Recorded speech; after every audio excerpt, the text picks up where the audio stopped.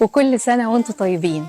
والنهاردة آخر حلقة من حلقات فوازير بالياسمين، وأتمنى إن أنا كنت ضيفة خفيفة عليكم، وأتمنى إن تكون فكرة الفوازير كانت بالنسبة لكم لطيفة. أنا اتبسطت معاكم طول 29 حلقة اللي فاتوا، والنهاردة الصراحة أنا مش هقول فزورة ومش هقول حاجة، بالعكس أنا عايزاكم تكتبوا لي ايه اكتر حاجة حبيتوها في الفوازير، اكتر حاجة حبيتوها في الفكرة.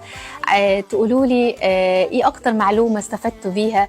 الحلقة دي بتاعتكم انتوا النهاردة، هتقولوا لي هتعبروا لي عن مشاعركم، هتعبروا لي عن الحاجة اللي انتوا بجد حسيتوها في الفوازير، حبيتوها.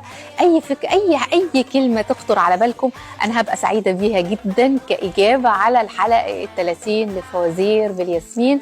خدعوك فقالوا 2024. كل سنة وانتم طيبين، واشوفكم دايما على خير، ويا رب يا رب يا رب من حاجة كويسة لحاجة أحسن بكتير. مع السلامة.